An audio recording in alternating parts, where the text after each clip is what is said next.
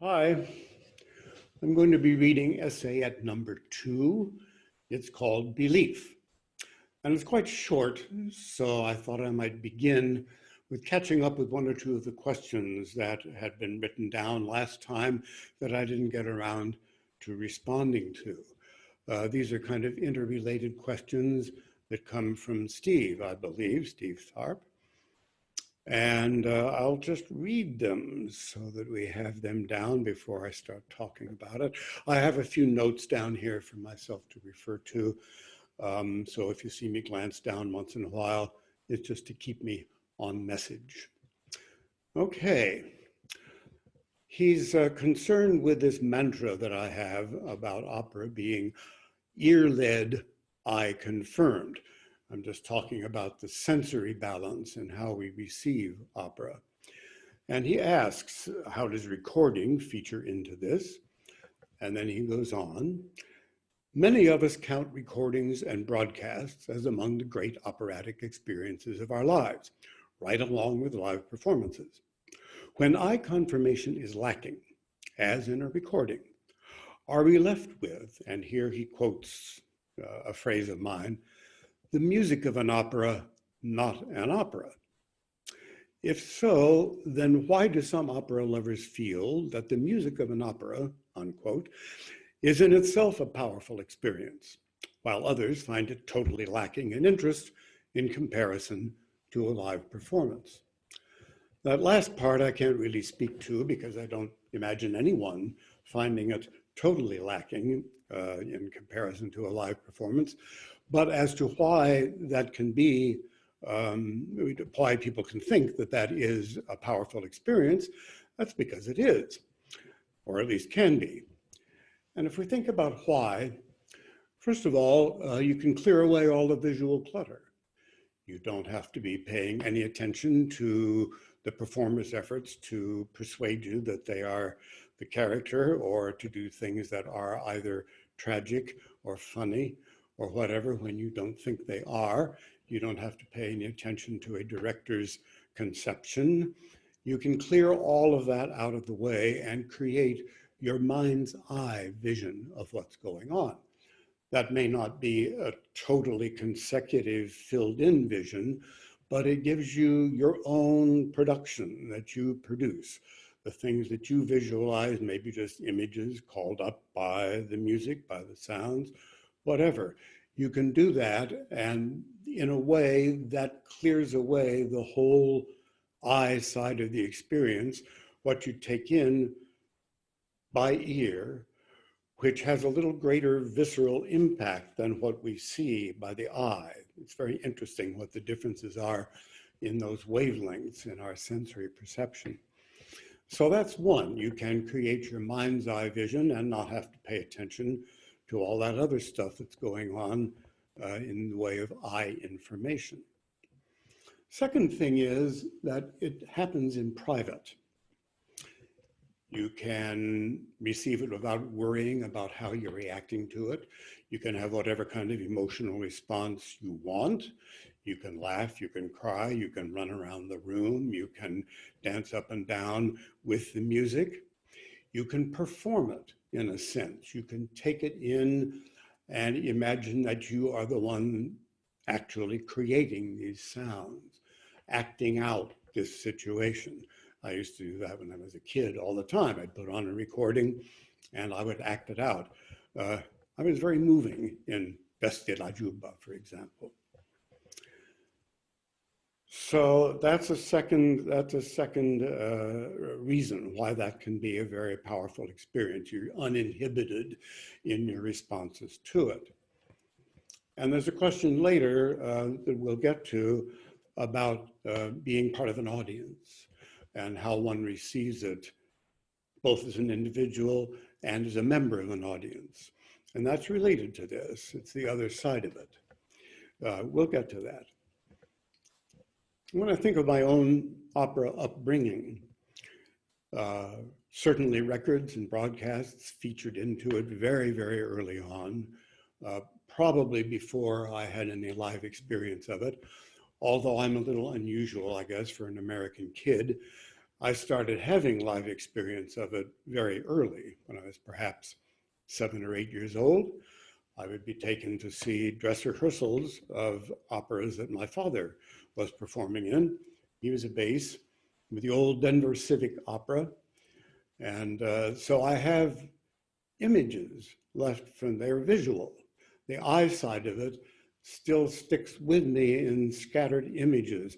I couldn't tell you a thing about how it sounded.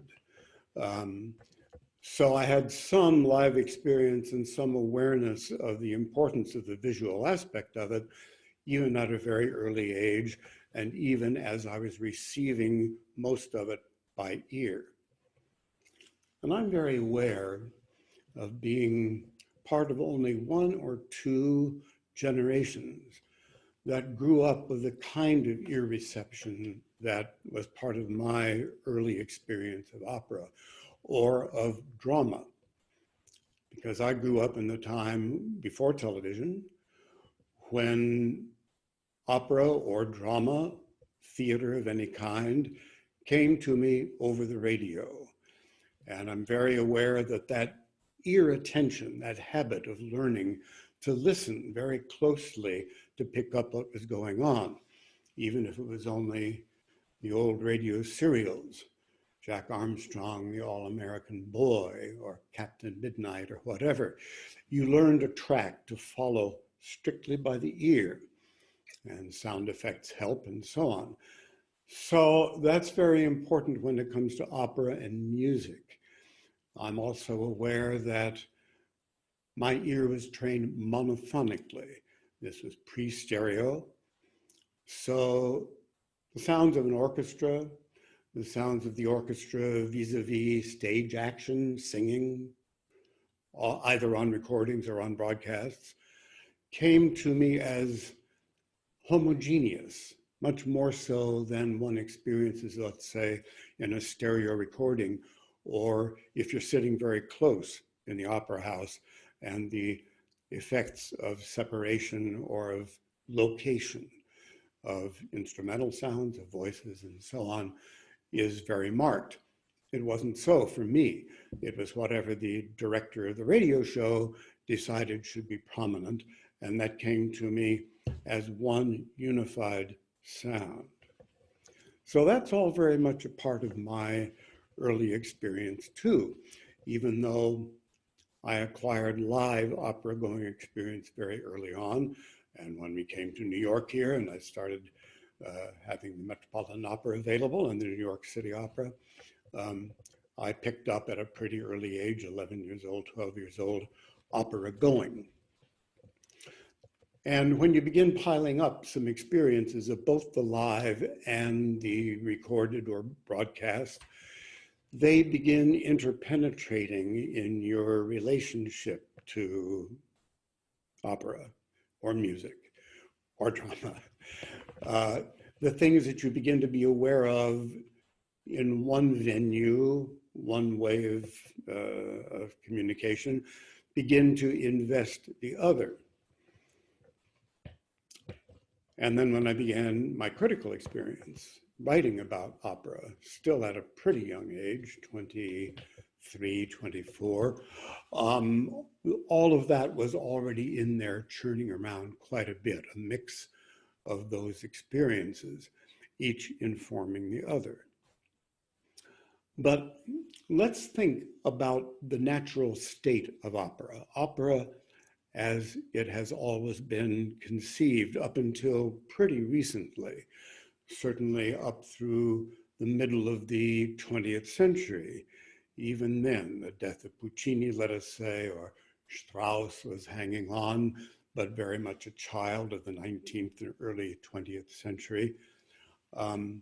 There was no thought of the elements being separated when people were creating operas, when people were imagining how to perform them, creating conventions of performing them.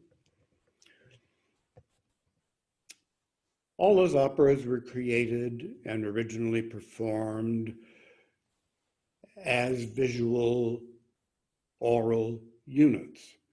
It would have been inconceivable to think of one without the other.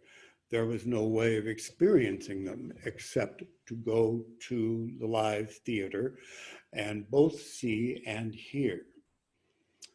You had no opportunity to separate the musical side of it out and hear just that. There were no recordings, there was no radio. The only way you had to familiarize yourself with a given piece of music or of opera was to repeatedly go to hear it, go back again. That is what aficionados did. So it was inconceivable that these elements, the sensory pathways, would be separate. And your only hope of coming to know a work, unless you were yourself a very advanced musician and could really read the scores, but even then, you're still not hearing it really or seeing it really, was to be present in the theater night after night. Stanislavski has a passage. There were three actors that he considered superior to all others he had ever seen when he was trying to formulate his own ideas of how an actor can get at the things that produce real communicative magic with an audience. He said there are some geniuses who can really do this on a fairly consistent basis. They're very rare. For the rest of us, how do we do that? How do we get at, not just by chance hitting on something, but learning a craft of how to arrive at doing that with some consistency and filling in all those other non-magical places in between. He had three actors, performers, that he identified as being above all others in his experience. One was Fyodor Shaliapin, operatic performer. Another was Tommaso Salvini, great Italian tragedian. Another was Eleonora Duse, another Italian tragedienne. He asked himself, what do they have in common? They perform very differently. They go about their crafts very differently. If you asked them to describe, what am I doing now to create this, they would have quite different answers. Their procedures were different, yet they all arrived at some way of producing very similar reactions, a similar power of emotional response in viewers, listeners. So when Salvini came to St. Petersburg, I think that's where Stanislavski was at the time, interested in opera, by the way, studied singing. He was in Mamontov's private opera, doing very small things. When Salvini came there to do Othello, one of his two or three really great roles, Stanislavski went there every night and stood in the wings. He had privileges to get in, stood in the wings watching and listening to Tommaso Salvini, who made one recording, incidentally, of a long speech, very elocutionary from our point of view, but from their point of view back then, highly realistic, highly naturalistic. Times have changed. Anyway, all the experience that one could have, back up until at least the first third of the 20th century, in terms of opera and getting to know an opera and getting to know music, was by live performance. So that's really the natural state of the art form. It isn't natural. It isn't part of how it was conceived or written in the times of its greatest flourishment.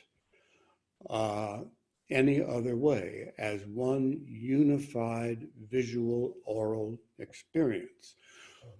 Whether we would think the visual side of the experience was good or not, or even the oral side of it, is another matter. That's a question of quality of performance. But good or bad, that's how the art form has been conceived, how all the works that we now seek to have as part of our repertory were conceived that way. So what happens when we do separate these elements? What happens when we separate out the music, as when we listen to a recording or a broadcast? We start having the kind of ear attention that I had a lot of when I was a kid. And we zero in now on recordings of far greater range, far greater detail, and we begin to find things in them that in the live theater experience we probably would not be paying attention to. In the first place, if a live performance is going on, the visual aspect is taking a lot of your attention. This whole question of how attention is maintained and how it shifts from foreground to background is a very interesting one that I talk about a bit in the book. So we start zeroing in on certain things, on detail, on nuance, particularly I would say in the orchestra, but also in the effects that singers are making. We begin to value them in a little different way than we would if we were in the theater. I had a big controversy back in the days when I was reviewing a lot for High Fidelity back in the 60s with John Culshaw. Culshaw was a great record producer, very imaginative, very accomplished. He supervised, for example, the Schulte Ring, the first complete ring that was recorded. And it's very elaborately done from a sound point of view. It was quite a stunning thing to listen to when it first came out. And many other recordings for Decca London, in which he really tried to create a home theater listening experience, and felt that he was doing so. And in a way, I guess he did. I had a controversy with him, an exchange back and forth in High Fidelity magazine, centered around the recording of Electra with Schulte. And I complained that Culshaw wanted us, I hope I can remember how I put this, Culshaw wanted us to examine the workings of the clock when we only want to know what time it is. And that's kind of a general complaint of mine about what this kind of listening does to us. It brings out inner voices, it brings out nuances, it brings out detail and little accents, and we start listening for that in a way that even if we're just at a symphony concert, so where the only visual aspect is the players playing, to say nothing of an opera where lots of the time our main attention is really on the stage, we start listening in this new way, and we carry that back with us into the theater. Now, if you have a lot of live theater experience, that's working both ways now. You're listening to recordings in relation to what the reality of opera is in the theater in its natural state, as I've just defined it. And we're also starting to listen in the theater to the things that recording or broadcast bring to us. Broadcasts, I don't listen to them a lot anymore, but when I do, I'm very struck by how disproportionate the choices are that the sound directors, engineers are often making. I've sometimes heard live performances followed by the broadcast of the same opera within a few days. I mean, I always have. But these days, with so much available to the technicians, as to what they choose is going to be prominent, what the balances are, the distortions are just enormous. And as a person who believes very much in this natural state, I object. Other people have other experiences, of course, and that's one of the things that's beginning to happen. And certainly with the experience we've been through the last couple of years, it's happening even more forcefully. Okay. So you can say that these experiences we have, which can be very powerful, I love listening to good recordings. I love listening to broadcasts. I love hearing the music of an opera. And I too can find it very powerful, sometimes more powerful than the live performance. I talk about it in the book in relation to production of Don Carlo at the Met, seeing the video and seeing the live within a few days of each other. Same production, same cast. They're very different experiences. So you can say, yes, that's an independent thing, a valid experience in its own right. And yes, as an experience, it is. But it isn't an opera. An opera is only what an opera is, opera, as I keep insisting.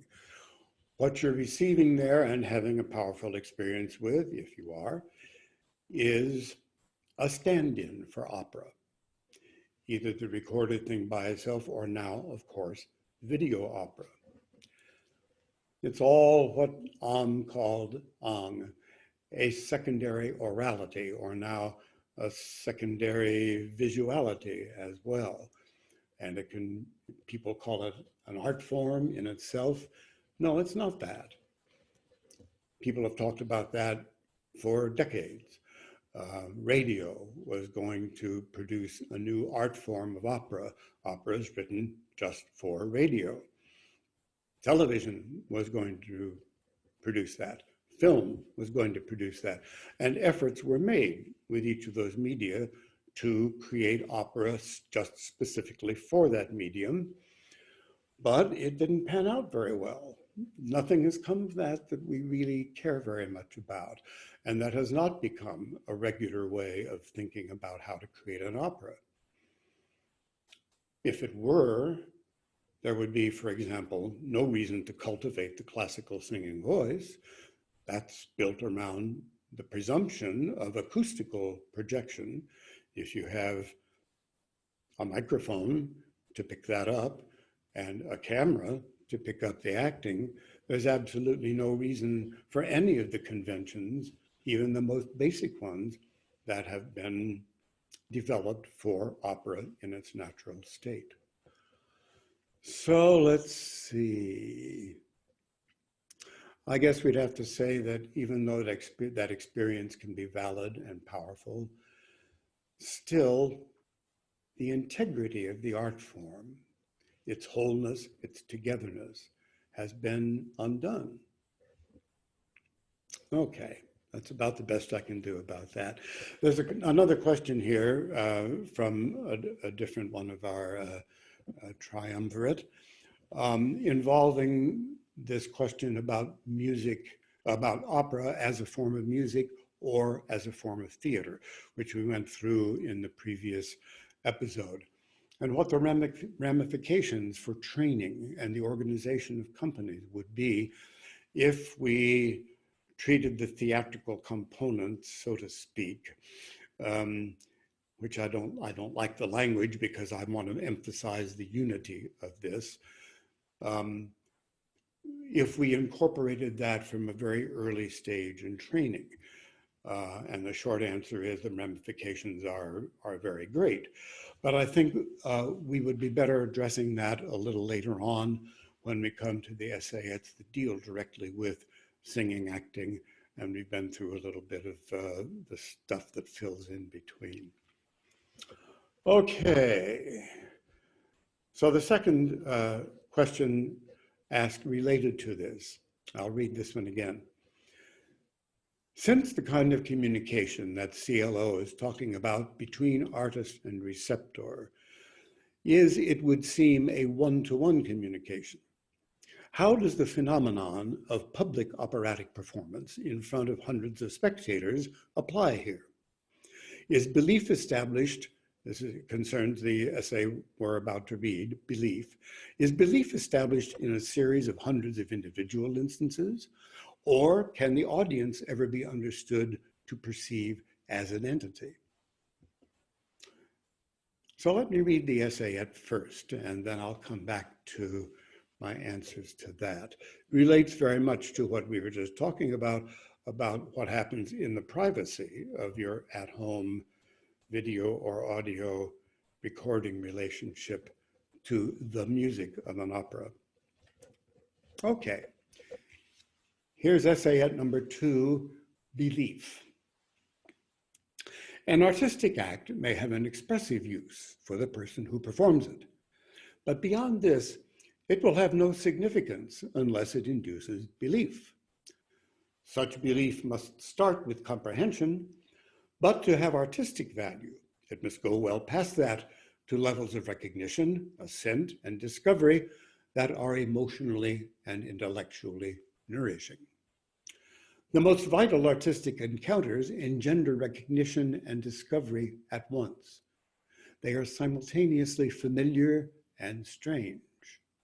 Sometimes they win assent against resistance. They force recognition of some truth or beauty, and so become acts of conversion. Whatever their route to assent, if they are not finally believed, they have no use. The nature of artistic belief is that of an agreement. The agreement is between the persuasive content of the act and the proclivities of the receptor. It is subject to all the bothersome arguments about the validity of personal response and the possibility of defining knowledge or truth that adhere to belief of any sort, as well as others concerning the nature and uses of taste. These arguments are the urgent and proper subjects of aesthetic contention and critical discourse. And there's a little note in the margin here, unpack, tough to get completely in one go. So I don't know if you found it tough or not, but all I'm saying here is, when I say the agreement is between the persuasive content of the act and the proclivities of the receptor, all I really mean is, here are the performers attempting to convince you that what they are doing is worthwhile, that it's conveying something of meaning to you. And here is you, the receptor, trying to take this in with whatever you bring to it to begin with. Maybe you're very open to it. Maybe you're predisposed toward it. Maybe not. But whatever the situation is, the performers have the responsibility and we'll come to this in a minute, they hope, the power of persuading you through their acts. In the case of opera, acts the way we defined it last time, of a sung action, a theater action that is sung. And you, the receptor, are taking it in. Either you're on a wavelength or you're not. You go in and out with it. That's all I mean about that. But it constitutes finally an agreement between the performers and the audience as to whether they're going to believe in this or not, either as a group or as individuals. We'll come to that in a second. Okay. Artistic belief must originate in the artist as a conviction about a vision. This vision is not a reasoned construct, although the artist may build one for it, but an artifact of the imagination whose power creates a movement, a disturbance in the artist's being and seeks to move beyond it. The artist may define this power and its sources any way he or she chooses, and others may do so as well. None of that matters to the creative act. The artist's imperative is to impart the vision. His victory comes with expanding the visions of others to include the artist's own, to believe as he believes. This applies to every artistic act and to art as a whole. All must be believed, or nothing is gained. Artistic belief is of the gut, the heart, and the intellect. And I guess I mean by that to put them in that hierarchy, that chain of importance: the gut, the heart, the intellect. The intellect may play an important and elaborate role and may even initiate the quest for artistic expression, but in the moment of creative imagination, it stands to the side. Older, deeper forces stir and must stir in the receptor as well. That's the nature of the agreement to believe. It's a spark of person-to-person connection before it's anything else. The pathways to it lie through the senses. Cultivation of the senses is, therefore, the precondition of artistic appreciation. That's the end of the essay. So that will bring us back to my answers to the question about individual and group belief. I guess that both are happening. If you're in an audience, you or anyone else is receiving the performance on your own wavelength. It's striking whatever is ready in you to respond to it, whatever there is in your experience that corresponds or does not to what you are seeing and hearing. And at the same time, there is a group response. The fact that you're the member of an audience is quite different from what happened when you were listening privately at home. On the most mundane level, if you're part of an audience, you're part of a social occasion, a social experience, and you're part of whatever atmosphere may surround that experience. It's very different, for instance, to go to see a Baroque opera with a very small complement of instruments in a tiny space somewhere over in Hell's Kitchen or wherever it might be. And on the other hand, to go to the Metropolitan Opera and have a drink at intermission and see familiar faces, some of which you are happy to see and some of which you may attempt to avoid.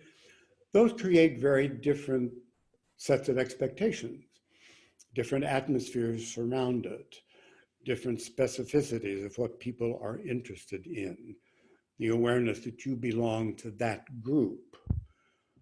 So that changes whatever the performance venue might be. Same happens with theater, any form of performance. Then more deeply than that, it means that something very meaningful to you is also meaningful to others, and that all those people to whom this is meaningful have gathered. They have come from wherever they came from. They have devoted this time, this energy, this money to sharing this thing that is in some way meaningful to all of them. Their individual experiences are not exactly the same as yours, but there are also moments in any performance when the awareness of the group experience does become very powerful. So there's a phenomenon that's happening there, your awareness of being part of the audience, of being part of a group experience, some of which others may not share with you, may even respond to in a way that's opposed to the way you respond to it. The old cliche, or the beginning of Who's Afraid of Virginia Woolf, opens with a couple arguing about the movie they've just seen. And that certainly can happen, does happen, with opera as well.